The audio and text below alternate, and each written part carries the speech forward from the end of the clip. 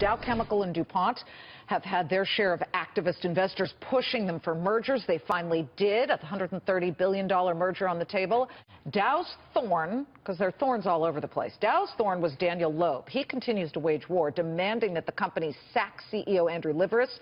But on the other side, another activist investor is apparently pretty happy with the merger of equals, Charlie. And not just the merger of equals, they're going to break the company up afterwards. And this activist investor is Nelson Peltz. What we understand is that the head of Trian Management Company, who, remember, he pushed for a breakup of DuPont, then he demanded board seats under CEO Ellen Coleman. He was rejected by shareholders, mostly mostly index funds.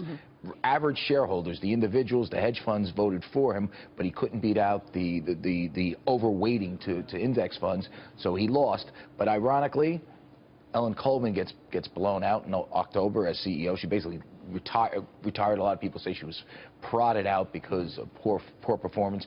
Mr. Breen comes in, John Breen comes in. Ed Breen, I'm sorry, Ed Breen, you're right, comes in, does this merger, and guess what? And announces a huge breakup. So what we do understand is that Peltz is not advocating for major changes. He likes current management. He is not asking for a board seat as of now. It's very unlikely that he will ask for a board seat, according to sources close to Mr. Peltz. We should point out that a Trian spokeswoman had declined to comment, as did a DuPont spokesman. I would also point out that activists are fickle. They change their minds sometimes. But the word I'm getting from inside Trian is that they like what they see. They are not going to ask for a board seat. And we should make up one point. I know you give me the 1 minute. Is that they're kind of happy they lost that battle, because think what happened. They didn't Funny how things work out. They didn't get the board seat.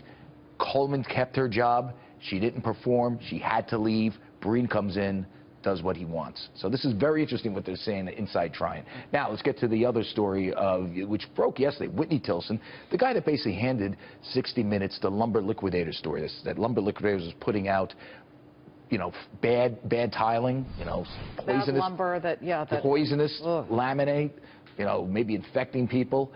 He shorted the stock. He was very vocal against the stock. He came out last night, said the company is not evil, that he covered his short. He believed they made a mistake based on some new information.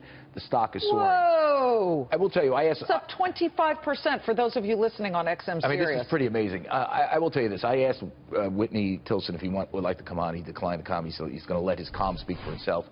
I will say this. He was the vitriol of him that he displayed to the London Liquidators management in the past was pretty, based on what he's saying now, it seems like he's did a 180. Now, I'm sure he hedged himself in the past comments, but he basically said they were like the worst thing since, you know, they were really bad people, and now he's saying they're not evil.